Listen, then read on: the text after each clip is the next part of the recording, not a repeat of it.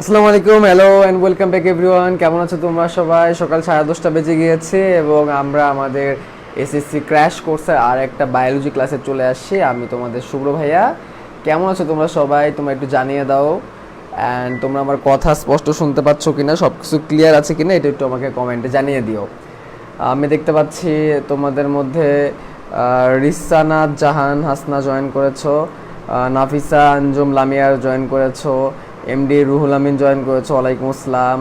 তামান্না জাহান তুলি রায় তুমি জয়েন করেছো, রুদ্র রয় মন জয়েন করেছো, thank you. Sanjita Nasrin Chowdhury very good, Ferdousi Begum very good. তোমরা একটু তোমাদের ফ্রেন্ডদেরকে একটু মেনশন করে দাও।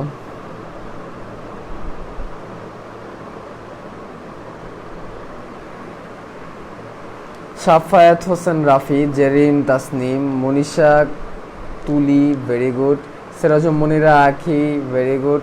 তোমরা একটু কুইকলি তোমাদের ফ্রেন্ডদেরকে একটু ক্লাসে মেনশন করে দাও, যাতে করে তারা তাড়াতাড়ি ক্লাসের মধ্যে চলে আসতে পারে। তোমাদের অ্যাটেন্ডেন্স এখন সকালবেলা তো কম থাকে কেন? তোমরা কি সকালে ঘুমাই থাকো? কুইকলি ক্লাসে চলে আসো। ভাইয়া কেমন আছেন? ভালো আছি। জি ভাইয়া, সব ক্লিয়ার, থ্যাংক ইউ। তোমরা একটু ফ্রেন্ডদেরকে মেনশন করো তো, তোমাদের ক্লাসে আজকে অ্যাটেন্ডেন্স একদম কম। তোমাদের এরকম অ্যাটেন্ডেন্স থাকলে সামনে আর আমি আর কি করব না, ক্লাসে আসবো না। তোমাদের গত ক্লাসেও কিন্তু অ্যাটেন্ডেন্স অনেক কম ছিল। কি হয়েছে তোমাদের হঠাৎ করে এরকম? আগে তো তোমরা ক্লাসে 300 400 এরকম থাকতা, এখন হঠাৎ করে তুমি এরকম পড়ে গেলা কেন? হারাই গেলা কেন? তোমাদের কি জোর শেষ, নাকি সকালবেলা তোমাদের ক্লাস করতে ভালো লাগে না? যদি এরকম হয় যে সকালবেলা ক্লাস করতে সমস্যা, তাহলে আমরা না হয় সকালের টাইম বায়োলজি ক্লাসে এই টাইমটা না হয় আমরা চেঞ্জ করলাম। এমনিতেও সামনে আমাদের তো কলেজ খুলে যাচ্ছে, দেন এই টাইমটা নিয়ে তো আমাদের এমনিও সমস্যা হবে। বা তারপরেও তোমাদের কিন্তু ক্লাসে আসা উচিত, ঠিক আছে? তোমরা ক্লাসে যদি না থাকো তাহলে তো আমরা কি হয়ে যাব? আমরা তো আসলে হতাশ হয়ে যাব এরকম অ্যাটেন্ডেন্স দেখলে। হ্যালো ভাইয়া, কেমন আছেন? ভালো আছি ভাইয়া। সকালে কলেজের ক্লাস থাকে, হ্যাঁ এটা ট্রু, ইটস ট্রু যে সকালে কলেজের ক্লাস থাকে, ইটস ট্রু। ওকে, চলো আমরা হোয়াইট বোর্ডটায় চলে যাই, আমরা বোর্ডটাকে ঘুরাই দিই।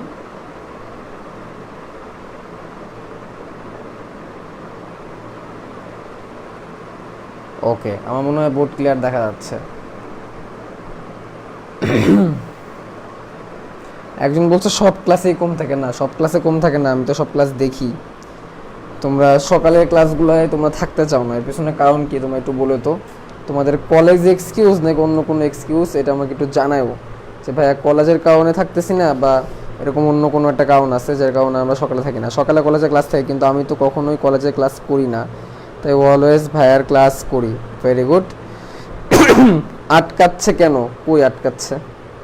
আমি তো ক্লিয়ারই দেখতে পারতেছি। আসসালামু আলাইকুম রহমতুল্লাহ বারাকাতু জানাইছো তানহা। ওয়ালাইকুম আসসালাম ভাইয়া, কেমন আছেন ভাইয়া? ভালো আছি, থ্যাংক ইউ ভেরি মাচ। তো তোমাদের সাথে আমরা আজকে চলন এবং অঙ্গ চালনা, এই চলন এবং অঙ্গ চালনা ক্লাসের সর্বশেষ ক্লাসে আমরা আজকে আসছি। তো চলন এবং অঙ্গ চালনা পার্টে যা যা বাকি ছিল সেগুলো নিয়ে আজকে আমরা কথাবার্তা বলবো। আমি একটু কালকে রাত থেকে একটু, কালকে রাতের থেকে বলতে কালকে রাত 1টার পর থেকে একটু শরীরে জ্বর এবং কাশি একটু বেশি। ভয় পাওয়ার কিছু নাই, করোনা হয় নাই, গলা বসে আছে, গলা একদম ভাঙা এবং জ্বর জ্বর একটা ভাব। বাট তারপরেও সকালবেলা হওয়ার পরে আসলে আমার তো মনেই ছিল তোমাদের সাথে আজকে ক্লাস আছে, কিন্তু ওই কারণে যে কালকে রাতে তোমাদের পোস্ট দিয়ে একটু জানিয়ে দিব যে আজকে আমার ক্লাস, এটা আসলে জানানো হয় না, শরীরটা একটু খারাপ থাকার কারণে। সো এই জন্য গলার কথাটা একটু তোমাদের একটু অন্যরকম শোনাবে। তার আগেই ক্ষমা চেয়ে নিচ্ছি যে গলাটা একটু ভার, তো গলা বসা, যার কোনো কথা হয়তো বা তোমাদের আজকে একটু অন্যরকম শোনাবে, ঠিক আছে? চলো আমরা আমরা আমাদের পড়ায় চলে যাই। আর এই কারণে কালকে রাতে ঘুমাইতেও পারি নেই, আর ঘুমানো না হওয়ার কারণে, ঘুম কম হওয়ার কারণে শরীরটা একটু বেশি দুর্বল দুর্বল লাগতেছে। হোয়াট এভার, তোমরা একটু ক্লাসে মেনশন করে দাও ফ্রেন্ডদেরকে। আচ্ছা, ওকে। তো তোমাদের কাছে প্রশ্ন করি, যেহেতু আমরা প্রথমে শুরুতেই কি করে নিই, কিছু প্রশ্ন প্র্যাকটিস করে নিই, যাতে করে অন্যরাও ক্লাসের মধ্যে জয়েন করে ফেলতে পারে। সো ফার্স্টে আমরা কিছু কোশ্চেন করব। কোশ্চেনে আমরা আগের ক্লাসের টপিক থেকে ট্রাই করি কোশ্চেনগুলো করার। আমরা যে কোশ্চেনটা করব সেটা হচ্ছে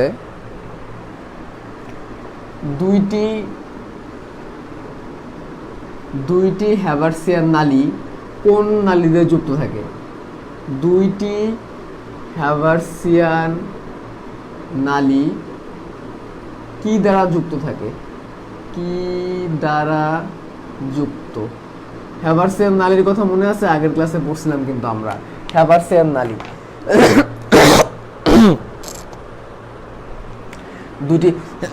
দুটি হ্যাভার্সিয়ান নালী কোন নালী দ্বারা যুক্ত থাকে?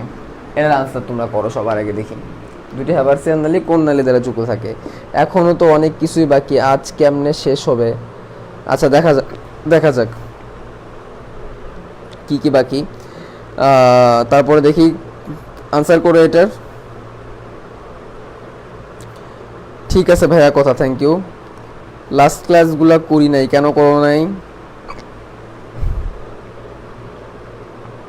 হ্যাঁ, ASM সায়েম তুমি সবার আগে রাইট অ্যান্সার করছো। এবার দেখতে পারতেছি মেহেজা বিন মাহি তুমিও আনসার করছো, ভেরি গুড।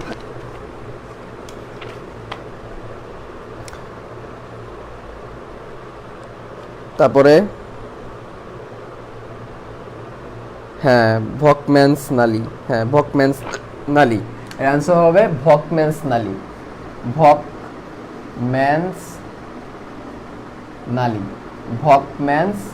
ভক্সম্যান নালীও বলা যেতে পারে। ভক্সম্যান্স নালী।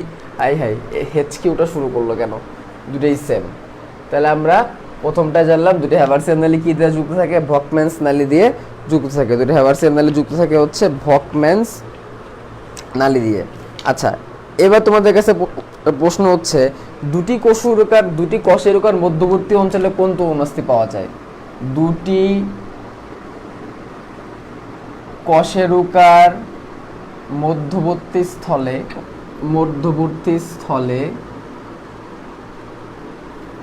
কোন কশেরুকা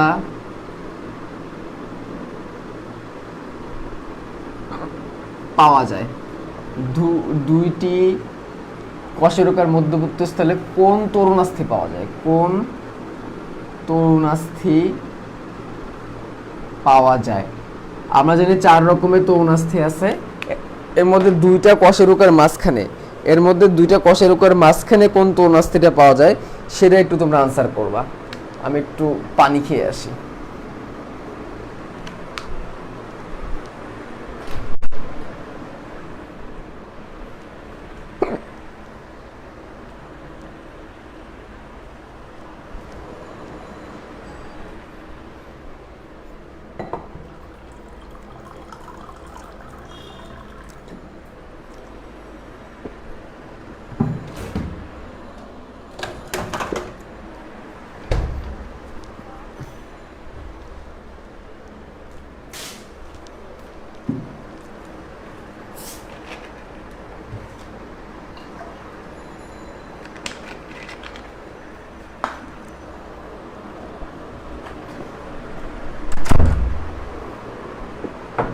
আচ্ছা দেখি এটার আনসার কি আনসার করছো। গুড, নুসরাত জাহান হিয়া রাইট আনসার, সিরাজুল মুনির আখি রাইট আনসার। আচ্ছা তারপরে দেখতে পাচ্ছি আব্দুল্লাহ মোহাম্মদ সচিব রাইট আনসার। আচ্ছা Anika Tabassum Esha right answer, Fatema Akter Torfa right answer, Rudra Roymon right answer, very good. এটা আনসারটা হচ্ছে শ্বেততন্তুময় তরুণাস্থি। এটা আনসারটা হচ্ছে শ্বেততন্তুময় তরুণাস্থি। শ্বেততন্তুময় তরুণাস্থি থাকে হচ্ছে দুইটি কশেরুকার মধ্যবর্তী স্থলে থাকে হচ্ছে শ্বেততন্তুময় তরুণাস্থি। এবার তোমরা একটু বলো তো দেখি স্থিতিস্থাপক তরুণাস্থিগুলো কোথায় কোথায় পাওয়া যায়? এবারে কোশ্চেন, স্থিতিস্থাপক তরুণাস্থিগুলো কোথায় কোথায় পাওয়া যায়? স্থিতিস্থাপক তরুণাস্থি কোথায় কোথায় পাওয়া যায়? দেখি এটা আনসার কে কে পারে। এই টাইপের প্রশ্নগুলো কিন্তু ভর্তি পরীক্ষায় বেশি আসে। মেডিকেল ভর্তি পরীক্ষা, বিশ্ববিদ্যালয় ভর্তি পরীক্ষায় না এই টাইপের প্রশ্নগুলো বেশি আসে। দেখি স্থিতিস্থাপক তরুণাস্থি কোথায় কোথায় পাওয়া যায়, কোন কোন জায়গাগুলোয় স্থিতিস্থাপক তরুণাস্থিগুলো পাওয়া যায়। দেখি এটার আনসার কে কে করতে পারে।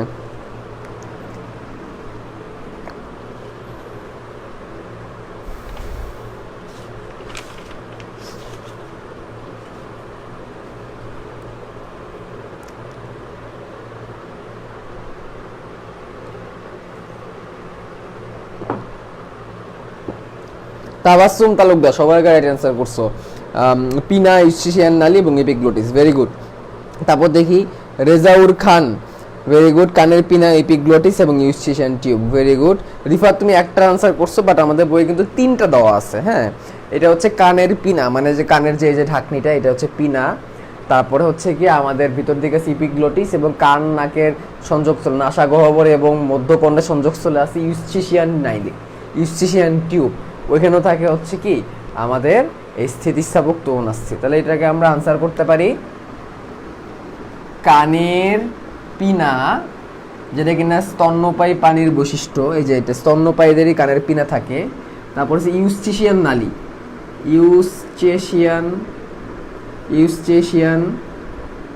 ইউস্টেশিয়ান টিউব, আর হচ্ছে ইপিগ্লোটিস, ইপিগ্লোটিস।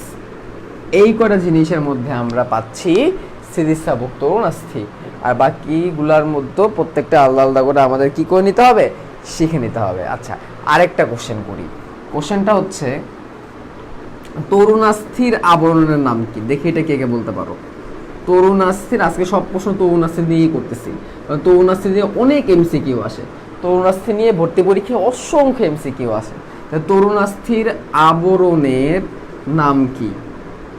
তরুণাস্থির আবরণের নাম কি? দেখি এটা আনসার কে কে করতে পারে। তরুণাস্থির আবরণের নাম কি?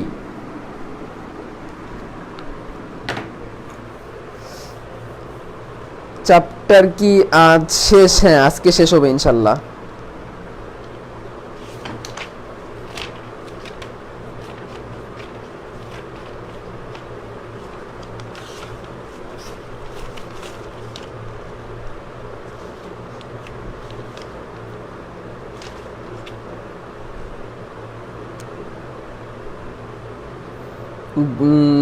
একজন বলছো পেরিঅস্টিয়াম, না ভাইয়া, পেরিঅস্টিয়াম না,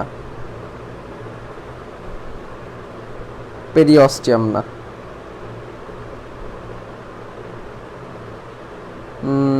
পেরিঅস্টিয়াম না। অস্টিও মানে হচ্ছে হাড়, অস্টিও মানে হচ্ছে হাড়। আমি বলছি তরুণাস্থি। যারা যারা আনসার করতেছে পেরিঅস্টিয়াম, তারা হচ্ছে বিশ্বাসের সাথে ভুল আনসার দিচ্ছ। I am extremely sorry, but তোমরা বিশ্বাসের সাথে ভুল আনসার দিচ্ছ। এই যে এতক্ষণ পর রাইট অ্যান্সার পেয়ে দিছি। পিয়াল সাহা, রুদ্র রয়, ভেরি গুড, এতক্ষণ পর রাইট অ্যান্সার পাচ্ছি। একজন বলছে অস্টিওক্লাস্ট, অস্টিওসাইট, এগুলো হচ্ছে অস্থির কোষ। ঠিক আছে, সাইফুল ইসলাম রাইট অ্যান্সার। ফারিয়া আহমেদ সারা রাইট অ্যান্সার। এটা আনসারটা হচ্ছে পেরিকন্ড্রিয়াম। এটা আনসার কি? পেরিকন্ড্রিয়াম। পেরি মানে আবরণ, এর জন্য পেরিকন্ড্রিয়াম। কন্ড্রিন হচ্ছে তরুণাস্থির ম্যাট্রিক্স, মানে যেখানে কন্ড্রিয় কথাটা পাবা বুঝবে এটা তরুণাস্থি, তাহলে পেরিকন্ড্রিয়াম। আর তোমরা যেটা বলতেছিলে পেরিঅস্টিয়াম, পেরিঅস্টিয়ামটা বেসিক্যালি অস্থির আবরণ বা হাড়ের আবরণ। ঠিক আছে, পেরিকার্ডিয়াম হার্টের আবরণ। ঠিক আছে, পেরিঅস্টিয়াম, অস্টিও মানে হাড়ের আবরণ। তোমরা মেডিকেলে গেলে ফার্স্ট ইয়ার একটা সাবজেক্টই পড়বা তোমরা, অস্টিওলজি, যেখানে তোমাদের প্রত্যেকটা হাড় সম্পর্কে শেখাবে। অস্টিও মানে হাড়, যেমন অস্টিওপোরোসিস, হাড়, পোর মানে ছিদ্র, যেমন এটা তোমাদের একটু লিখে দেখাই। অস্টিওপোরোসিস, অস্টিও মানে হাড়, পোর মানে ছিদ্র, হাড় ছিদ্র হয়ে যাওয়া, তার মানে কি হাড় ক্ষয় হয়ে যাওয়া। ভিটামিন ডি এবং ক্যালসিয়ামের অভাব থাকলে অস্টিওপোরোসিস হয়, এটা হচ্ছে হাড় ক্ষয় হওয়া রোগ। অস্টিও মানে হচ্ছে হাড়, হ্যাঁ, তাহলে পেরিঅস্টিয়াম মানে হচ্ছে হাড়ের আবরণ। পেরিঅস্টিয়াম মানে কি? হাড়ের আবরণ। বুঝতে পারছি? এই পর্যন্ত ক্লিয়ার? তাহলে এইগুলো ছিল আমাদের বিগত ক্লাসগুলো থেকে প্রশ্ন। আমাদের বিগত যে ক্লাসগুলো করছি সেখান থেকে যে কমন কমন কোশ্চেনগুলো ছিল হচ্ছে এগুলো। তামান্না আমি বলছো পেরিকন্ড্রিয়াম, ভেরি গুড। পেরিওস্টেম কি অস্থির আবরণের নাম? ইয়েস সিনহা, পেরিওস্টেম হচ্ছে অস্থির আবরণের নাম। আচ্ছা চলো, আমরা এতক্ষণ যেগুলো শিখলাম সেগুলো হচ্ছে কিছু বিগত বছরে মানে বিগত ক্লাসগুলো থেকে প্রশ্ন।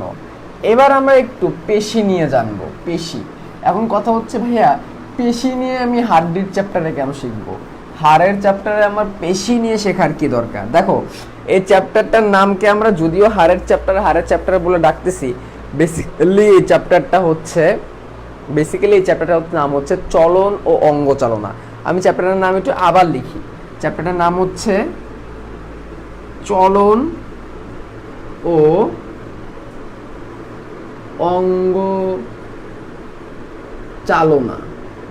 তার মানে এখানে চলন নিয়ে কথা বলতে হবে, একটা অঙ্গ কিভাবে চলাচল করে সেটা নিয়ে আমরা কথা বলবো। এই চলন এবং অঙ্গ চালনার সব থেকে বড় মিডিয়া ছিল হচ্ছে আমাদের হাড়।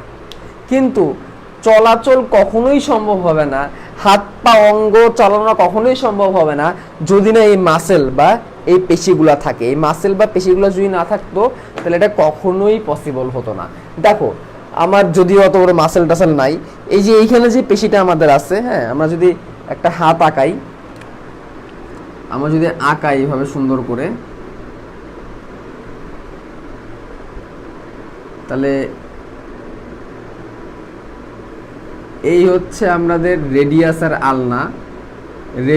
আর আলনা, মানে এই যে এখানে যেটা আছে এই রেডিয়াস, এই আলনা, ভিতর দিকে রেডিয়াস, বাইরের দিকে আলনা, এবং এইখানের দিকে দুটো কানেক্ট আছে হচ্ছে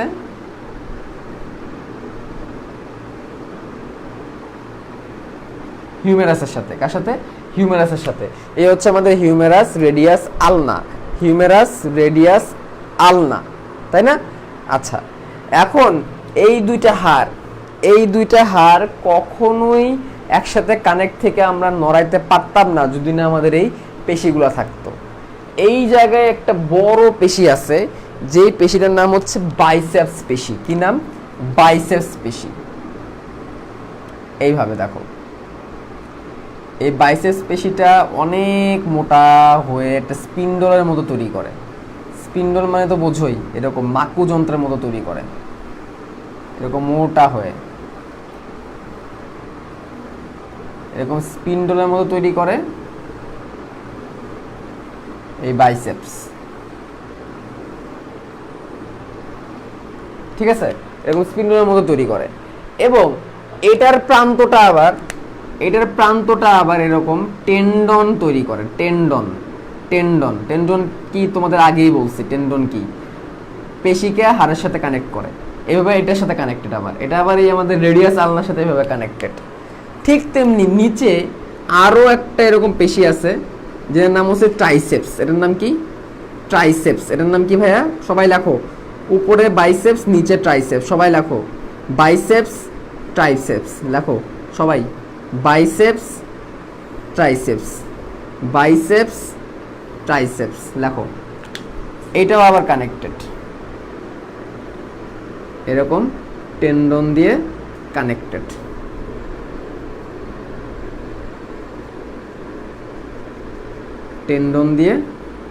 তাহলে উপরের পেশিগুচ্ছের নাম হচ্ছে বাইসেপস, নিচের পেশিগুচ্ছের নাম হচ্ছে ট্রাইসেপস। উপরেরটা বাইসেপস, নিচেরটা হচ্ছে ট্রাইসেপস। এইভাবে সুন্দর করে, তাহলে মানে এখন যদি আমরা এখানে দেখাই তাহলে এই পার্টটা হচ্ছে বাইসেপস, এই পার্টটা হচ্ছে ট্রাইসেপস। বাইসেপস, ট্রাইসেপস, এইগুলোকে আমরা নিজেদের ইচ্ছা মতো কি করতে পারি? সংকোচন প্রসারণ করতে পারি। এগুলোকে আমরা নিজেদের ইচ্ছা মতো কি করতে পারি? দেখো ফুলাইতে পারি, সংকোচন প্রসারণ করতে পারি। এই কাজগুলো কিন্তু আমরা আমাদের নিজেদের ইচ্ছা মতো কিন্তু করতে পারি। ঠিক আছে, তাহলে এই বাইসেপস আর ট্রাইসেপস ছিল বলেই কিন্তু এটা পসিবল হয়েছে। এখন দেখো তোমাদেরকে এই ঘটনাটা দেখাই যে কিভাবে হাতে পায়ের পেশিগুলা আমরা সহজে সংকোচন প্রসারণ করতে পারি। ঠিক আছে, এই ঘটনাটা তোমাদেরকে একটু দাঁড়াও আমি বোঝানোর চেষ্টা করি। আচ্ছা, তো যখন আমি হাতটা ভাঁজ করি, দেখো তো এখানে কোন পার্টটা এরকম সংকুচিত হয়ে একসাথে মিলে যাচ্ছে? কোন পেশিটা বলতো সংকুচিত হয়ে মিশে যাচ্ছে? বলো তো দেখি, একটু বলতে পারো কিনা? যখন আমি হাতটা ভাঁজ করি তখন কোন পেশিটা টান পড়ে এবং টান পড়ে এরকম সংকুচিত হয়ে যায়?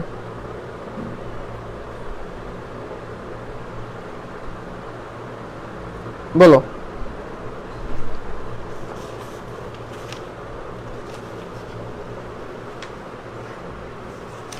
কোনটা দেখতে পারতেছো তোমরা? Very good, biceps. তাহলে মানে আমি যখন এরকম ফোল্ড করি তখন বাইসেপস সংকুচিত হয়ে যায়। আমি যখন ফোল্ড করি তখন বাইসেপস সংকুচিত হয়ে যায়। বাইসেপস সংকুচিত হয়, এট দ্য মেন টাইম এই ট্রাইসেপসটা আবার প্রসারিত হয়। দেখো এখন বাইসেপস প্রসারিত, ট্রাইসেপসটা দেখো নিচের দিকে ঝুলে আসছে, মানে ট্রাইসেপস এখন সংকুচিত। আমি যখন হাতটাকে ভাঁজ করতেছি বাইসেপস সংকুচিত হচ্ছে আর ট্রাইসেপস কিন্তু আবার প্রসারিত হচ্ছে। তার মানে একটা যদি ফ্লেক্স হয় আর একটা এক্সটেন্ড হবে। তার মানে আমি যখন এই করতেছি বাইসেপসটা ফ্লেক্স হচ্ছে, ফ্লেক্সর পেশি। ঠিক তেমনি এটা এক্সটেন্ড হচ্ছে, প্রসারিত হচ্ছে, মানে এক্সটেনশন। তার মানে ফ্লেক্সর এক্সটেনশন পাশাপাশি চলে। ফ্লেক্স এক্সটেন্ড, একটা সংকুচিত হলে আরেকটা প্রসারিত হবে, একটা যদি সংকুচিত হয় তাহলে আরেকটা কি হবে? প্রসারিত হবে। এবং এই ফ্লেক্সিং এবং এক্সটেনশন এই দুটো জিনিসকে একসাথে করার মাধ্যমেই কিন্তু আমাদের কি পসিবল হয়? আমাদের এই হাতটাকে বাঁকানোর পসিবল হয়। ফ্লেক্সর পেশি, এক্সটেনশন পেশি পরস্পর কিন্তু বিপরীত কাজ করে, একটা ফ্লেক্স হচ্ছে, একটা এক্সটেন্ড হচ্ছে। ঠিক তেমনি যখন তুমি হাতটাকে আবার আগের জায়গায় নিয়ে যাবা, যখন তোরা ভাঁজ হয়ে আছে তুমি আগের জায়গায় নিয়ে যাবা, আগের জায়গায় নেওয়ার সময় কিন্তু এইটা আবার এক্সটেনশন হবে। এই বাইসেপসটা কিন্তু আবার দেখো প্রসারিত হচ্ছে এবং নিচের ট্রাইসেপস দেখো একটা জায়গায় চলে আসতেছে। যদি আমার মাসেল নাই এই জন্য বোঝা যাচ্ছে না, বাট এটা কিন্তু হবে, পাশাপাশি হবে। মানে এটা কিন্তু একে অপরের বিপরীত এবং একই টাইমে। এখন এইখানে দেখো তো আমি যখন হাতটা ভাঁজ করছি তখন কিন্তু বাইসেপসে টান দিয়ে সংকুচিত হচ্ছে। এই যে ট্রাইসেপস সে কি কোনো ধাক্কা দিচ্ছে নাকি জাস্ট প্রসারিত হচ্ছে? সে জাস্ট প্রসারিত হচ্ছে। তেমনি আমি যখন হাতটাকে আগের জায়গায় নিয়ে যাব তখন কিন্তু ট্রাইসেপসে টান দিবে, কিন্তু বাইসেপস জাস্ট এক্সটেন্ড হয়ে আগের জায়গায় যাবে, সে কিন্তু আর ধাক্কা টাইপের কিছু এটা দিবে না। তার মানে আমি এখানে যে মেসেজটা তোমাদের দিতে যাচ্ছি, সেটা হচ্ছে বাইসেপস বলো ট্রাইসেপস বলো, দে ক্যান পুল, মানে টান দিতে পারবে, but they never can push. তার মানে a muscle always pull but never push. একটা পেশি সবসময় টান দেয় কিন্তু কখনো ধাক্কা দেয় না। যেমন আমরা যখন হাতটাকে আগের জায়গায় নিয়ে যাই তখন এই বাইসেপস পেশি কখনোই হাতকে ধাক্কা দেয় না, বরঞ্চ ট্রাইসেপস পেশিটা টেনে হাতটাকে সোজা করে। সেম আমরা যখন হাতটাকে সামনের দিকে ভাঁজ করি তখন কখনোই ট্রাইসেপস এভাবে ধাক্কা দিতে পারে না, জাস্ট বাইসেপস এটা টান দেয়। এই টানে বাইসেপস কিন্তু বা হাতটা কিন্তু সামনের দিকে ভাঁজ হয়ে আসে। এটাই হচ্ছে মূল কথা। পেশি কখনো ধাক্কা দেয় না, পেশি সবসময় কি দেয়? টান দেয়। বুঝতে পারছো? তাহলে এই কথাটা কিন্তু আমাদের মাথায় রাখতে হবে। এবং আরেকটা জিনিস মাথায় রাখবা, সেটা হচ্ছে এই পেশিগুলো তৈরি করতে দুটো প্রোটিন লাগে, একটার নাম অ্যাক্টিন আরেকটার নাম হচ্ছে মায়োসিন, এই পেশির প্রোটিন। আচ্ছা পড়া যায়। তাহলে এই কথাটা কিন্তু মাঝে মাঝে সৃজনশীলের ক্ষতে আসে। পেশিতে টান দেয় কিন্তু ধাক্কা দেয় না, ব্যাখ্যা করো। পারবা? পেশিতে টান দেয় কিন্তু ধাক্কা দেয় না, ব্যাখ্যা করো। এই কোশ্চেনটাকে আনসার করতে পারবা? এটা কিন্তু খুব কমন একটা প্রশ্ন। পেশিতে টান দেয় কিন্তু ধাক্কা দেয় না, মিনিং কি? এবং সেম প্রসেসে কিন্তু তুমি আমাদের যে পায়ের পেশি, হাঁটু সঞ্চালনের ক্ষেত্রে, হাঁটু দিয়ে পায়ে হাঁটার ক্ষেত্রে কিন্তু আমরা সেম ভাবেই কিন্তু এখানে কি করতে পারি, ব্যাখ্যা করতে পারি। এখানে একটা আছে বক্রীকরণ পেশি আর একটা আছে প্রসারণ পেশি। আমি যখন পা বাঁকাই তখন বক্রীকরণ পেশি, আবার পা যখন সামনে এক্সটেন্ড করি তখন সেটাকে প্রসারণ পেশি বলে। আমি তো এখানে আমার নিজের পা দেখাইতে পারতেছি না, এখানে জাস্ট তোমরা নিজেরা পড়লেই পারবা। মেন সায়েন্সটা আমি তোমাদের বলে দিছি। তোমরা হাঁটু সঞ্চালনের ক্ষেত্রে কি করবা, মাথায় রাখবা, হাঁটুকে যখন আমরা ভাঁজ করে দিই তখন এটাকে আমরা বলি কি, বক্রীকরণ পেশির হেল্প করি। আবার হাঁটু সোজা করে যখন আমরা সামনের দিকে হাঁটি তখন সেটাকে আমরা প্রসারণ বলি। তোমাদের এখানে জাস্ট পেশির নামগুলো মনে রাখতে হবে, আর কিছু না। আমাদের হাতের সঞ্চালনটা সাধারণত সৃজনশীলে আসে এই পেশিতে টান পরে ধাক্কা দেয় না বলে, এটা দিয়ে। বাট পায়ের থেকে সাধারণত এমসিকিউই আসে, সেখানে তোমাদের পেশিগুলোর নাম লাগে। ঠিক আছে, এখানে বেশ কিছু পেশির নাম দেওয়া আছে, তোমার জাস্ট পায়ের ক্ষেত্রে পেশিগুলোর নাম মনে রাখবা। আমি কি বললাম এটা কিন্তু আমি পড়াই দিচ্ছি না, আমি মেন সাইজটা তোমাদেরকে বলে দিচ্ছি যে কিভাবে টান আর ধাক্কার ঘটনাটা ঘটে। ধাক্কা তোর দ্বারা টানের ঘটনাটা ঘটে, হাত দিয়ে বুঝাই দিছি। পায়ের ক্ষেত্রে বাঁকানো আর সোজা করে সামনের দিকে যাওয়া কাহিনী সেম, তোমাদের খালি পেশির নামগুলো পড়তে হবে। ক্লিয়ার? আমার কথা কি ক্লিয়ার কিনা? আমার কথা কি ক্লিয়ার কিনা? কথা যদি ক্লিয়ার থাকে তাহলে ইয়েস বলো যে ভাই আপনার কথা বুঝছি, বলো। আমার কথা যদি ক্লিয়ার থাকে তাহলে ইয়েস বলো যে জি ভাই আপনার কথা বুঝছি।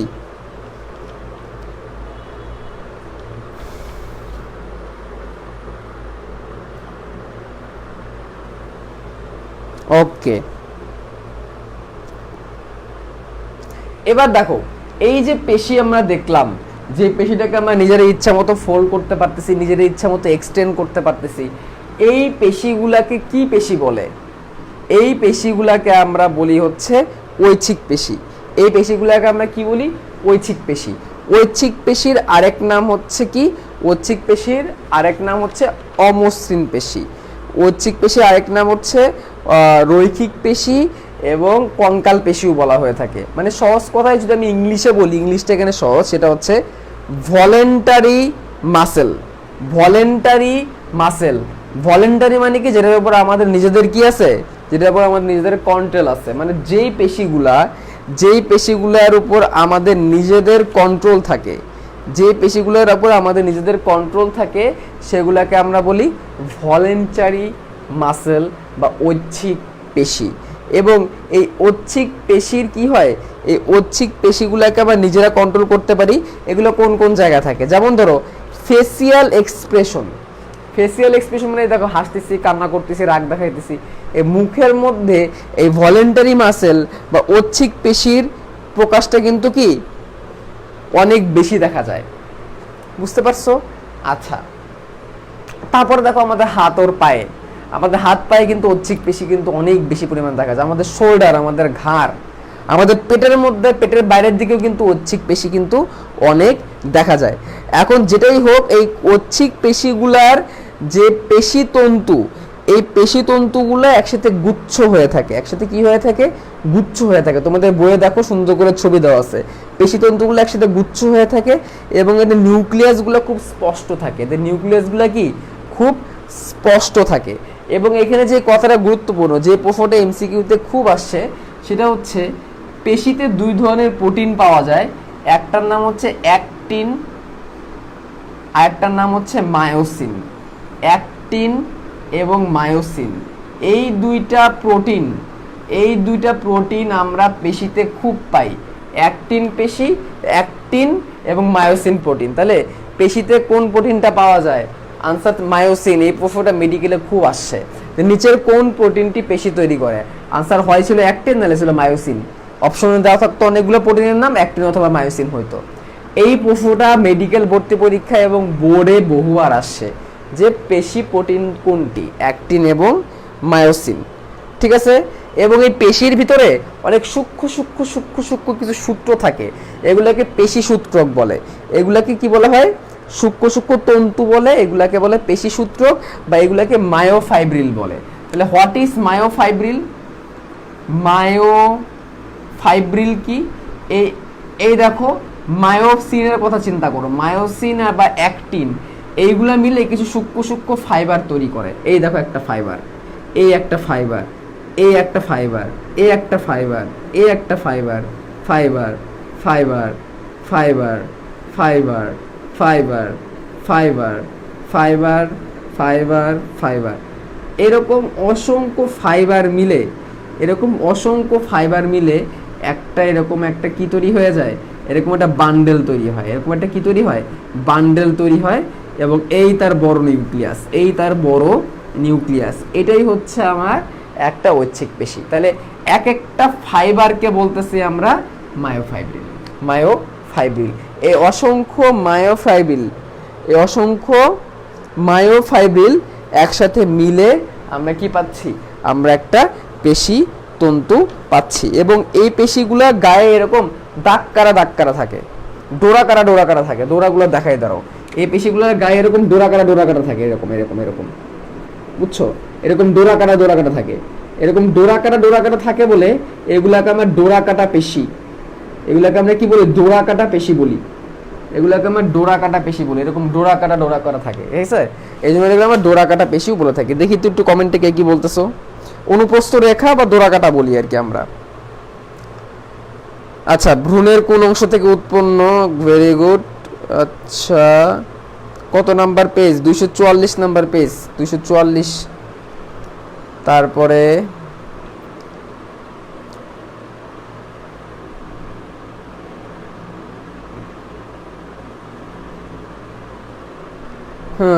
Actin, myosin, Fahmida Afrin good, Nishat Mim good. Actin myosin protein পেশিতে পাওয়া যায়। দেন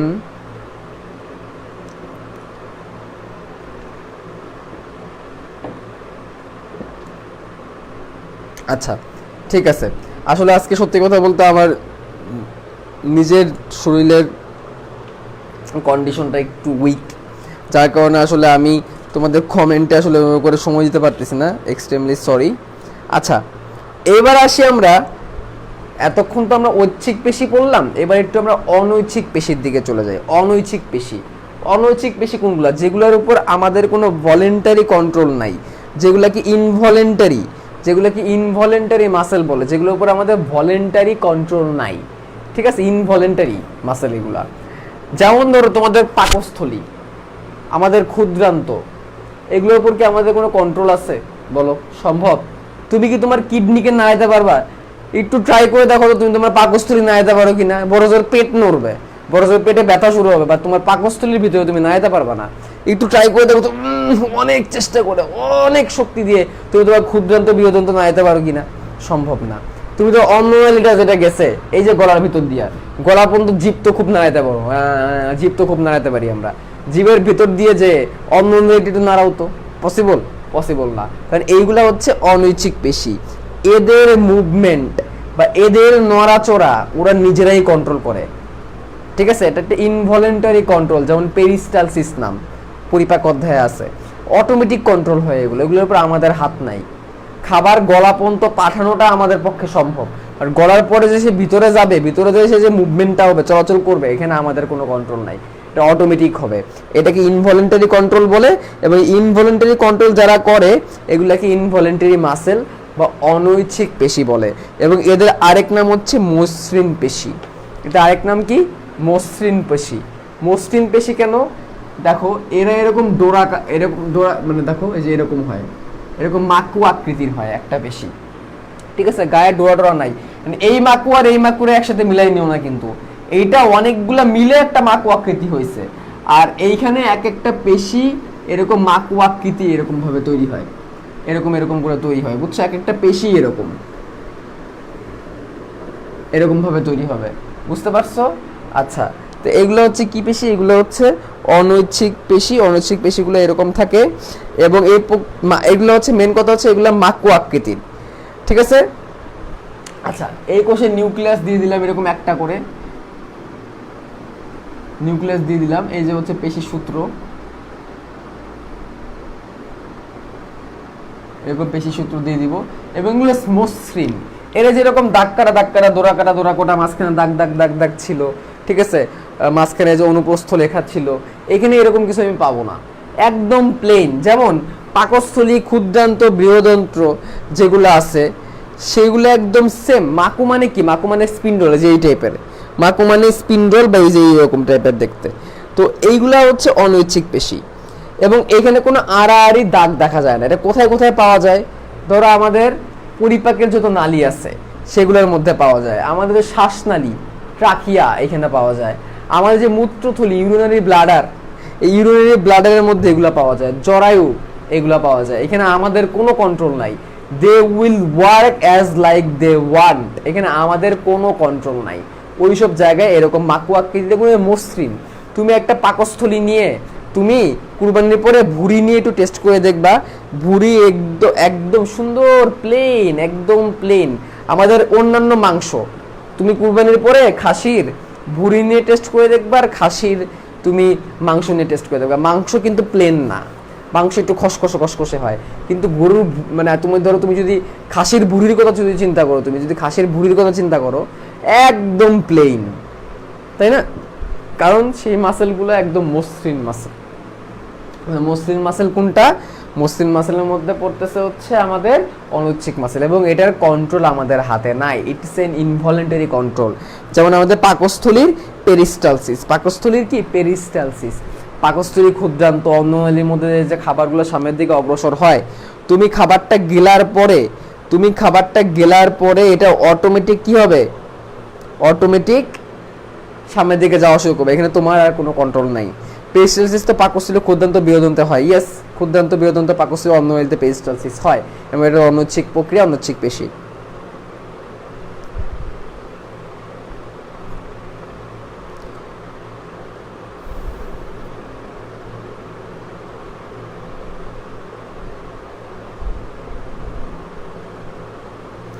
বড় ভাইদের নিয়ে একবার রিচার্জও করছি, বাহ।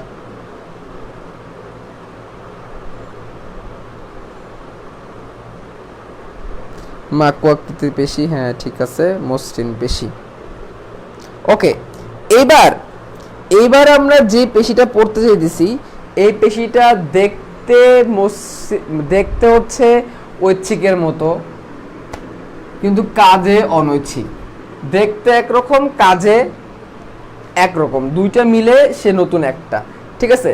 তো এখন যে পেশিটা পড়তে যাচ্ছি সেই পেশিটাকে আমরা হৃদযন্ত্রে পাই, এবং এই পেশিটার আরেকটা বৈশিষ্ট্য হচ্ছে সে এরকম সুন্দর করে ব্রাঞ্চ তৈরি করতে পারে। ব্রাঞ্চ তৈরি করতে মানে কি? সে হচ্ছে সুন্দর করে এরকম বিভক্ত হয়ে শাখা তৈরি করতে পারে। এই দেখো কত সুন্দর সুন্দর শাখা তৈরি করছে।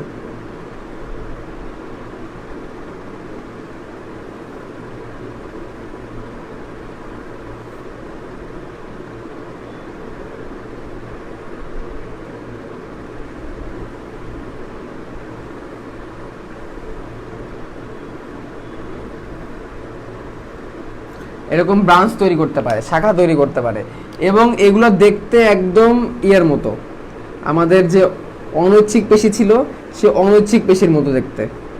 মানে এর গঠন শৈলী অনেকটাই ঐচ্ছিক পেশির মতো, আমরা যেটাকে নিজেরা নিয়ন্ত্রণ করতে পারতাম।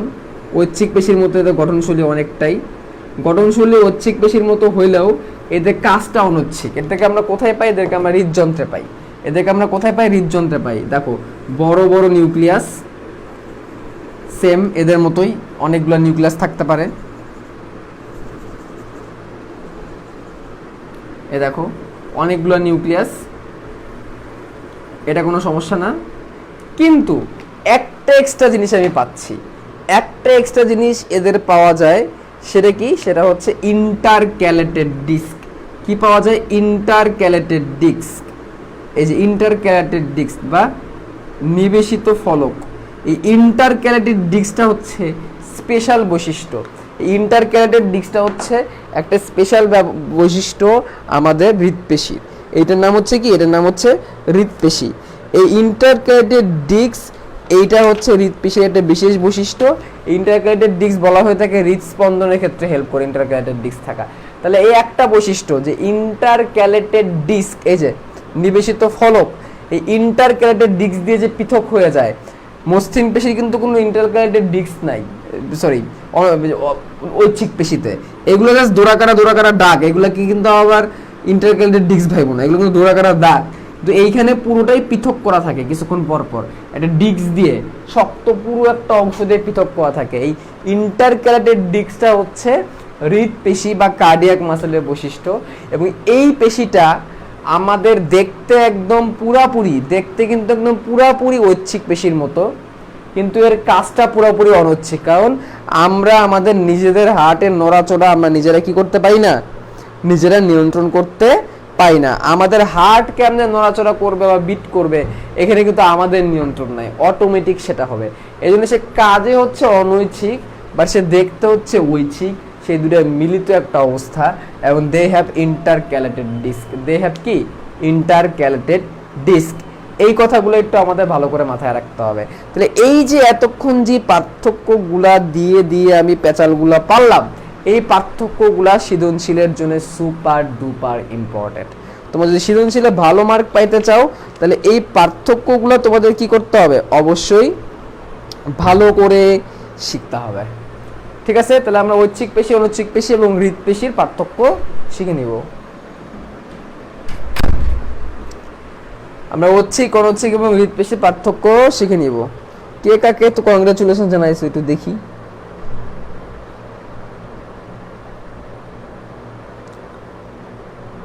তোমরা নিজেরাই কথা বলতেছো।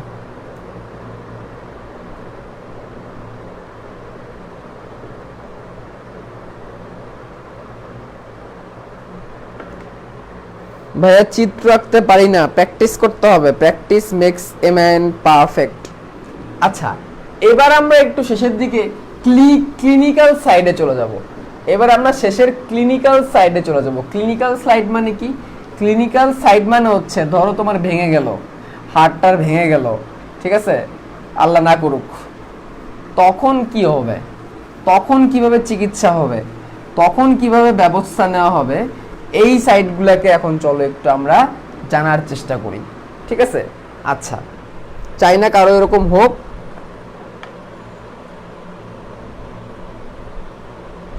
আচ্ছা, ধরো এই একটা মানুষের হাত,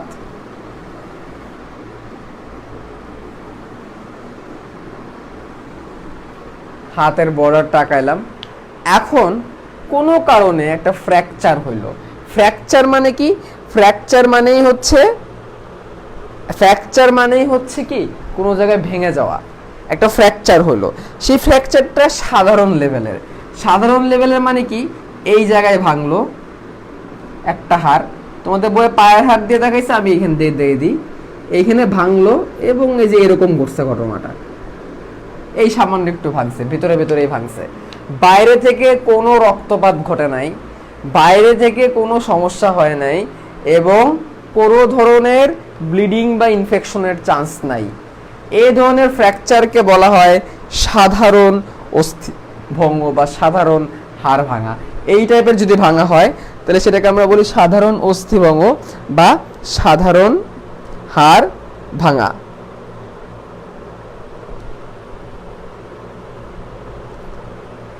বুঝতে পারছো? তাহলে এটা কি সাধারণ অস্থিভঙ্গ বা সাধারণ হাড় ভাঙা। ঠিক আছে, আচ্ছা, এবার ঘটনাটা কি ঘটলো? এবার ঘটনাটা খুব খারাপ ঘটলো। সেটা কি, এই যে হাড়টা, এই হাড়টা ধরে এমনভাবেই ভাঙলো, যে ভাঙার পরে এক সাইড থেকে বেঁকে গেল, বেঁকে এই দিক থেকে বের হয়ে আসলো, এবং এই পাটটাও এমন ভাবে বাঁকলো যে এইটাও বের হয়ে আসতেছে, এমন একটা অবস্থা। দেখছো? তার মানে এটা কিন্তু আমাদের বডির এরিয়া। তার মানে কি, আমাদের হাড়টা ভেঙে এইখান থেকে মাংস ভেদ করে বের হয়ে আসছে, হাড়টা ভেঙে মাংস বের করে বের হয়ে আসছে, তখন এই সিচুয়েশনটাকে বলবে যৌগিক হাড় ভাঙা। আগে ছিল সরল, এখন হয়ে গেল কি যৌগিক। কেন যৌগিক বলতেছি? কারণ এই স্টেজে এসে তোমার হাড়টা ভেঙে বাইরে বের হয়ে আসছে, তার মানে এখানে অবশ্যই কি হবে, ব্লিডিং হবে, রক্তপাত হবে, কারণ হাড়টা ভেঙে বাইরে বের হয়ে চলে আসছে, তো অবশ্যই কি হবে, ব্লিডিং হবে। এবং এই ক্ষেত্রে ইনফেকশনের চান্স অনেক বেশি, কারণ বাইরে থেকে ব্লিডিং হয়েছে, ইনফেকশন হওয়ার চান্স অনেক বেশি বেশি। তাহলে এটাকে বলা হচ্ছে যৌগিক হাড় ভাঙা। এটাকে কি বলা হচ্ছে? যৌগিক হাড় ভাঙা। কি হাড় ভাঙা? যৌগিক হাড় ভাঙা। এবার একজন জিজ্ঞেস করছে অসাধারণ হাড় ভাঙা কোনটা। আচ্ছা, এবার এইখান থেকে দেখাই ঘটনাটা, এই হাতের ক্ষেত্রে কি হয়েছে? হাতটা তো ভাঙলোই, এইভাবে ভাঙলো একটা টুকরা, এইখানে টুকরাটা এই জায়গায়, মাঝখানে এই এক টুকরা, এই এক টুকরা, এই আরেক টুকরা, এই যে এক টুকরা, টুকরা আর টুকরা, মানে একটা হাড় ভেঙে কয়েক টুকরা হয়ে গেল। এইটাকে আমরা তখন বলবো জটিল অস্থিভঙ্গ। এটাকে আমরা তখন কি বলবো? জটিল অস্থিভঙ্গ। জটিল, খুবই জটিল। এটাকে আমরা বলবো জটিল অস্থিভঙ্গ। এবং এই ক্ষেত্রেও প্রত্যেকটা ক্ষেত্রে সার্জারি আবশ্যক। তোমার এইসব ভাঙা টাঙার ক্ষেত্রে তোমাকে কি করা লাগবে? সার্জারি বা তোমাকে যেটা অপারেশন বলা হয় এটা তোমার করতে হবে। এই জটিল হাড় ভাঙাটা আবার দুই রকমের, কয়েক টুকরা আর বহু টুকরা। কয়েক টুকরা হতে পারে, 2-3টা টুকরা হতে পারে, বহু টুকরা হতে পারে, মানে 10-15 টুকরা হয়ে যেতে পারে ভিতরে। তাহলে হাড়টা যদি ভেঙে এরকম নর্মাল স্টেট থাকে তাহলে সেটাকে আমরা সরল বলবো। ভেঙে বের হয়ে ব্লিডিং করলে যৌগিক বলবো। ভাঙছে কিন্তু ব্লিডিং হয় নাই, বাইরে বের হয়ে আসে না, মানে ভিতরে কয়েক টুকরা হয়ে গেছে, তখন সেটাকে আমরা জটিল বলবো। 3 রকমের কেস। এটা একদম সিম্পল হাড় ভাঙা, এক্ষেত্রে ব্লিডিং ওলা হাড় ভাঙা, কারণ বাইরে বের হয়ে আসছে। এক্ষেত্রে এটা ব্লিডিং নাই, বাট ভিতরে সিম্পল না, ভিতরে অনেক জটিল অবস্থা, অনেকগুলো টুকরা হয়ে গেছে। তাহলে এই 3 রকমের অস্থিভঙ্গ আছে। আবার জটিলটাও 2 রকমের, কয়েক টুকরা বিশিষ্ট, বহু টুকরা বিশিষ্ট। যেটাই হোক না কেন, অ্যাসেপ তাকে হাসপাতালে নিতে হবে, ডাক্তারের পরামর্শ অনুযায়ী অ্যাসেপ তার সার্জারি এবং ফার্দার ব্যবস্থা নিতে হবে। নিজেরা মাতব্বরি করা যাবে না, নিজেরা মাতব্বরি করলে একেবারে শেষ। হাড় ভেঙে গুড়া আর কি গুড়া হয়ে গেল, আর ভেঙে গুড়া হয়ে গেলে ওটাই তো গুড়া হওয়ার মতোই ভাইয়া, জটিলটা গুড়ার মতোই।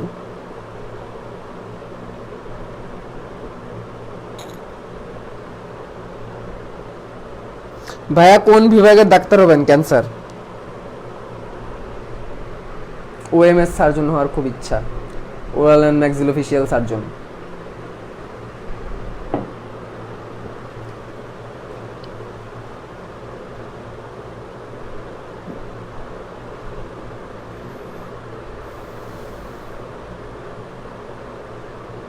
হ্যাঁ, বাইক অ্যাক্সিডেন্টে এগুলো খুব কমন। এবং বাইক অ্যাক্সিডেন্ট বাংলাদেশে অন্যতম ব্যাড অ্যাক্সিডেন্ট, যেটা হইলে আসলে মানুষের ক্ষতি হয়, বড় ধরনের ক্ষতি হয় বাইক অ্যাক্সিডেন্টে, বুঝতে পারছো? আচ্ছা, তাহলে এবার হাড় ভাঙা গেল।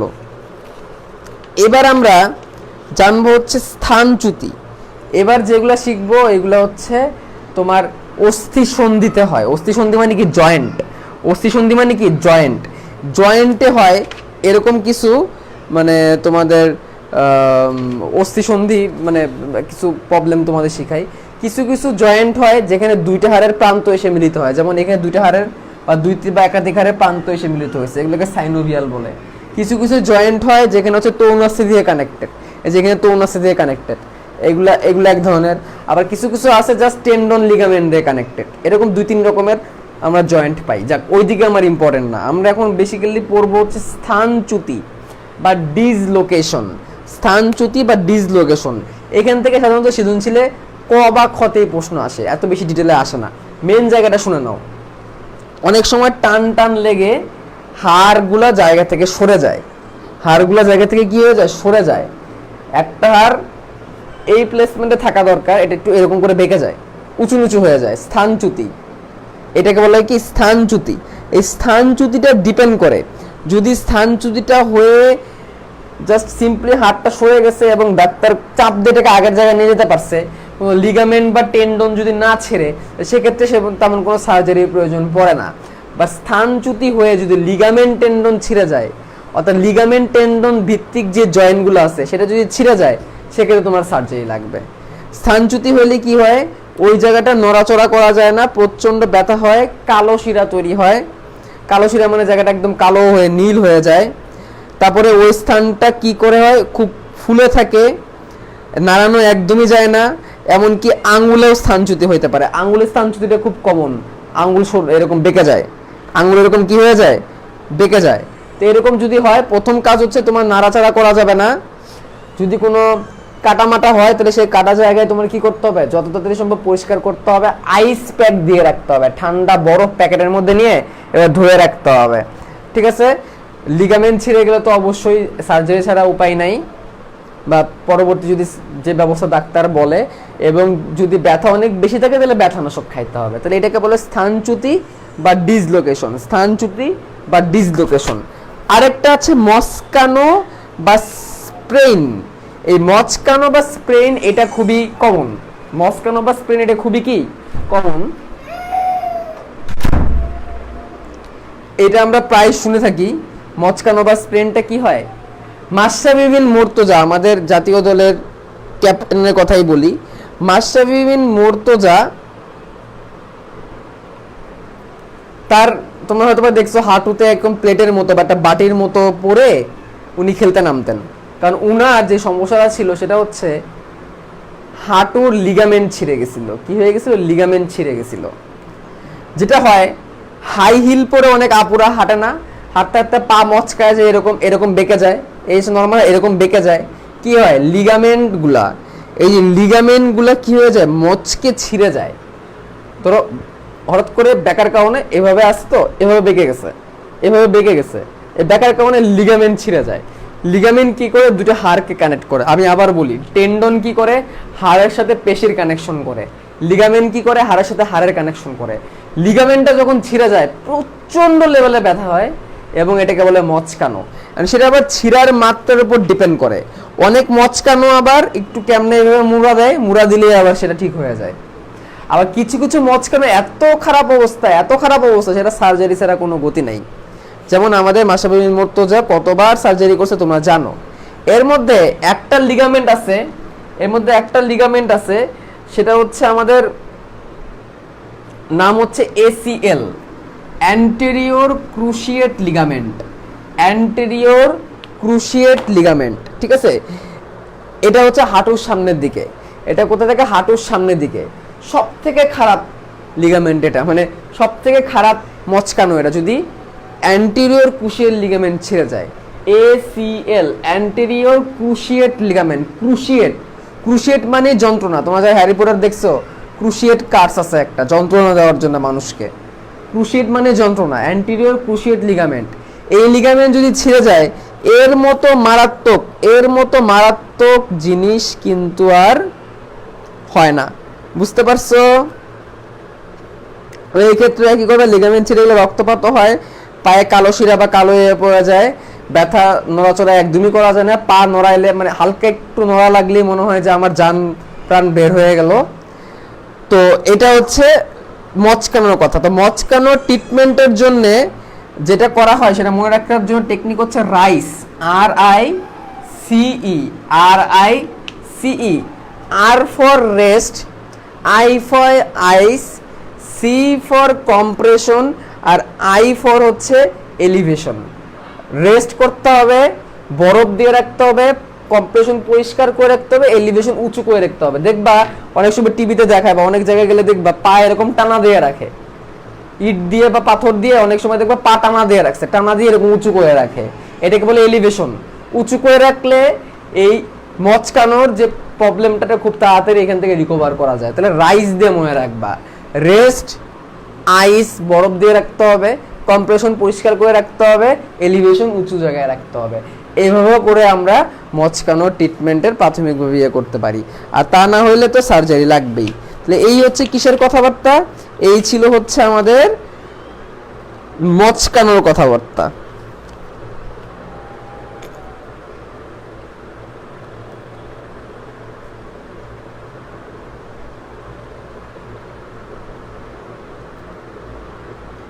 আচ্ছা, তাহলে কি আর তোমাদের কিছু বাদ থাকলো?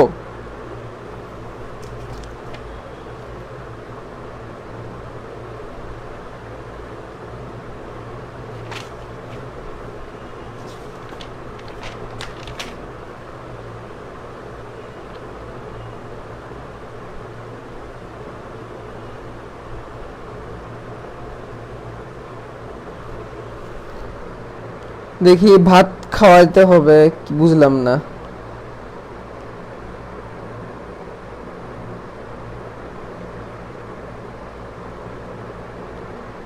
আচ্ছা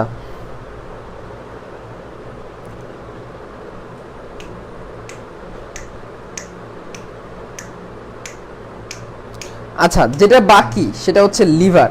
আচ্ছা, এই লিভার টপিকটাকে না আসলে এই চ্যাপ্টারে দেওয়াটা তোমাদের জন্য আসলে কেমন জানি হয়ে গেছে, ফিজিক্সের জিনিস ঢুকে গেছে, যা যে জিনিসটা আমার নিজেরও এত বেশি পছন্দ না লিভারটা। তারপর আমি একটু বলি লিভার জিনিসটা কি।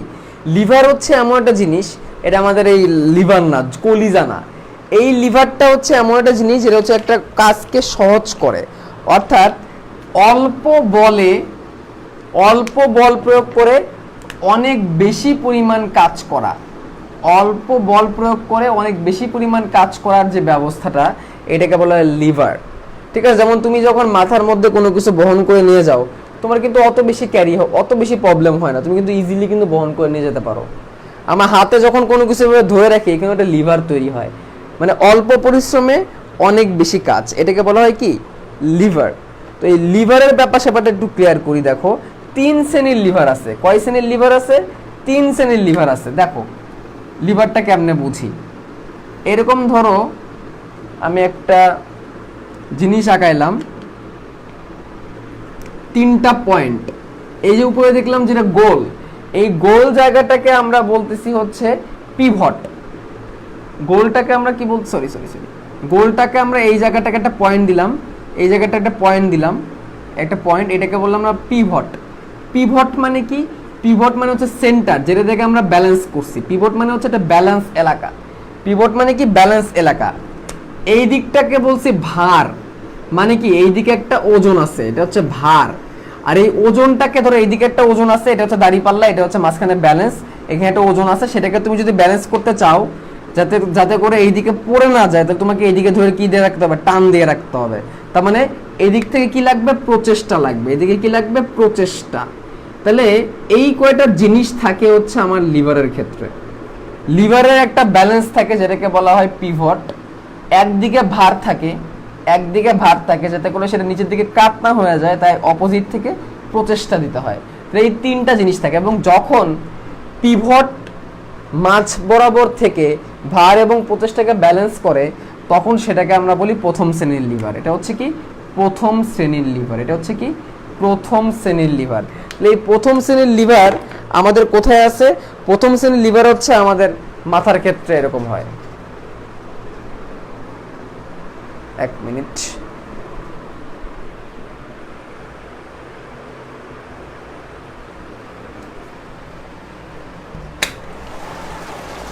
ওয়াও, বাইরে তো বিশাল লেভেলের বৃষ্টি পড়তেছে। তাই তো বলে আমার দরজা জানলা একদম ভেঙে যাচ্ছে, ঘটনা কি সেই লেভেলের বৃষ্টি শুরু হয়েছে বাইরে। আচ্ছা যাক, তো তুমি যখন মাথার মধ্যে কোনো কিছু ভর বহন করে নিয়ে যাও, তখন তোমার কাঁধ বরাবর একটা ব্যালেন্স হয়, একটা পিভট তৈরি হয়, মাথার মধ্যে থাকে ভার, মাথার মধ্যে থাকে ভার, আর সেটাকে বহন করার জন্য নিচ থেকে তুমি একটা প্রচেষ্টা দাও, নিচ থেকে তুমি একটা কি দাও? প্রচেষ্টা দাও। তার মানে তুমি যখন মাথা থেকে কিছু বহন করে উপর দিকে ওঠো, তখন একটা ভার তোমার মাথার উপর থাকে, মিডিল বরাবর পিভট তৈরি হয়, নিচ থেকে একটা প্রচেষ্টা তুমি দিয়ে সেটাকে ধরে রাখো, তাহলে পিভটটা মাঝখানে, উপরে ভার, নিচে প্রচেষ্টা। তাহলে এটা হচ্ছে একটা মেথড, এটাকে বলা হয় প্রথম শ্রেণীর লিভার। আর বাহ্যিকভাবে প্রথম শ্রেণীর লিভার দেখি আমরা কাঁচিতে, বাহ্যিকভাবে প্রথম শ্রেণীর লিভার দেখি কাঁচিতে। কাঁচিতে কেমন? কাঁচিতে যখন তুমি কোনো জিনিস কাটো, তখন যে দিক থেকে কাটার জন্য চাপ দিচ্ছ, এই বরাবর হচ্ছে প্রচেষ্টা, মাঝখানে কাঁচির কেন্দ্রে হচ্ছে পিভট, আর যে জিনিসটা কাটতেছো সামনের দিকে, এটা হচ্ছে ভার। বুঝছো? এবারে আমরা দ্বিতীয় শ্রেণীর লিভারে যাব। দ্বিতীয় শ্রেণীর লিভারে কি হয়? এই ঘটনাটা, এখানে যে ঘটনাটা আঁকাইছি, এই ঘটনার মধ্যে কি আসে? একটু চেঞ্জ আসে। এখানে কি হয় দেখো তো, এই হচ্ছে অবস্থা, ভারটা তখন মাঝখানে, ভারটা তখন কি মাঝখানে, ভারটা নিচের দিকে কাজ করতেছে, ভারটা তখন মাঝখানে, আর প্রচেষ্টা দেখো এমন একটা লাইন এইখানে ব্যালেন্স হয়েছে, মানে এই কর্নারে ব্যালেন্স হয়েছে, নিচের দিকে পড়ে যেতে যাচ্ছে এইখানে, তখন তুমি এই দিক থেকে উপরে ব্যাকআপ দিয়ে রাখবা।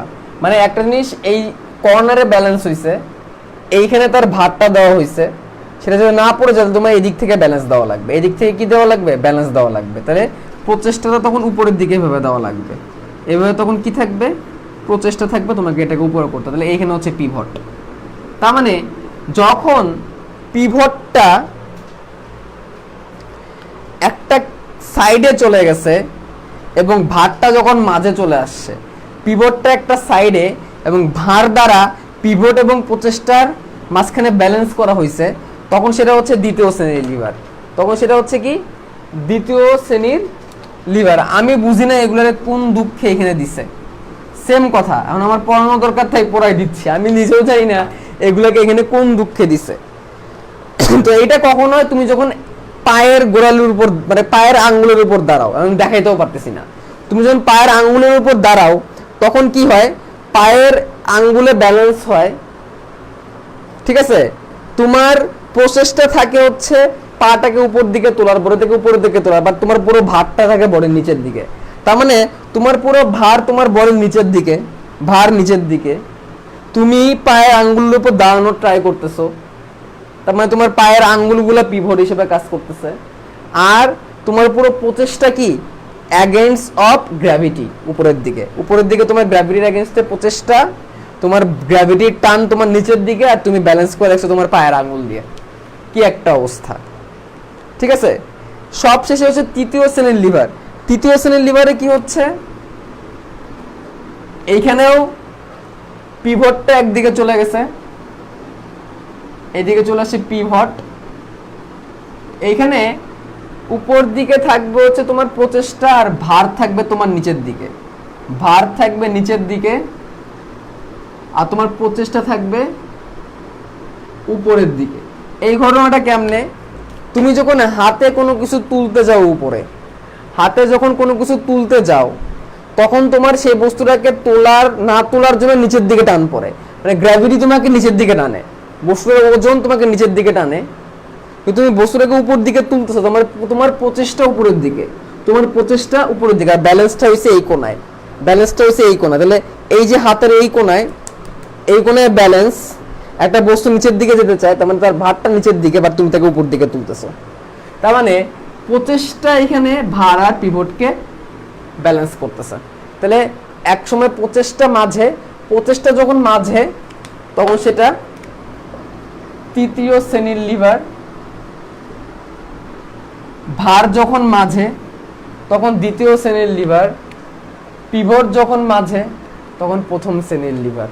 এইভাবে আমাদের একটু মনে রাখতে হবে। Thank you very much. এই চ্যাপ্টারের একটা আজগুবি একটা জিনিস দিয়ে সমাপ্তি। Thank you very much. Finally আমরা এই চ্যাপ্টারটাকে কি করতে পারলাম, শেষ করতে পারলাম। Thank you very much and congratulations to you all,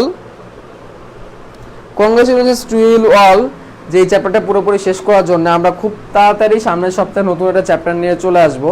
কি চ্যাপ্টার সেটা তোমাদেরকে জানাই দিব। তাহলে তোমরা এই চ্যাপ্টারের জন্য ভালো করে প্রিপারেশন নাও।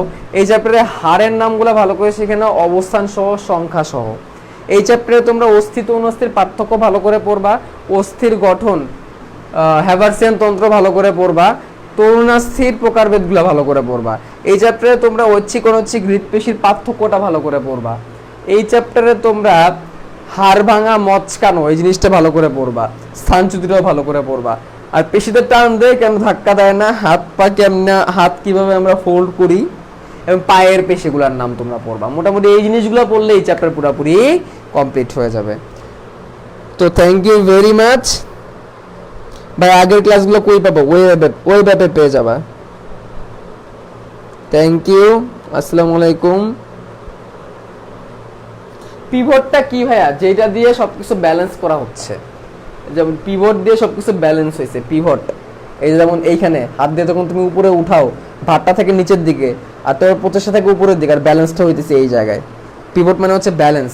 এই যে পিভট মানে হচ্ছে ব্যালেন্স, মাঝ বরাবর। এই যে এখানে মাঝখানে হচ্ছে পিভট, মাঝের জায়গাটা হচ্ছে pivot. Okay, thank you very much. তোমরা সবাই ভালো থাকো, তোমরা সবাই সুস্থ থাকো। তোমাদের সাথে আবারও দেখা হয়ে যাবে নতুন একটা চ্যাপ্টারে। বাইরে সুন্দর বৃষ্টি পড়তেছে, জানলা খুলে দিলে বৃষ্টি দেখা যাবে। জানলা খুলে দিলে আরেকটা জানলা দেখা যায়, সো স্যাড, কিছু করার নাই। আচ্ছা এই জানলা খুললে কি বৃষ্টি দেখা যাবে? এই জানলা খুললে মনে হয় ওয়াও বিশাল লেভেলে বৃষ্টি পড়তেছে। হালকা পাতলা দেখা যাচ্ছে বৃষ্টি, ঠিক আছে। বৃষ্টির সাউন্ড আলহামদুলিল্লাহ অনেক ভালো, মাইক্রোফোন দিলে বুঝতে পারবে। বিশাল লেভেলের বৃষ্টি। আমার অফিসে যাওয়ার কথা, অফিসে মনে হয় আর এইভাবে যাইতে পারবো না। অফিস বলতে 10 মিনিট স্কুলের অফিসে আর কি। আজকে মিটিং ছিল, সেটাও মনে হয় এই বৃষ্টির কারণে বেরোতে পারবো না। বিশাল বৃষ্টি, বুঝছো, ছোটখাটো বৃষ্টি না, বিশাল বড় লেভেলের বৃষ্টি। ওকে, সো বুঝতেই পারতেছো অবস্থা। তো তোমরা কি বৃষ্টি দেখতে চাও? তোমরা কি চাও বৃষ্টি দেখতে?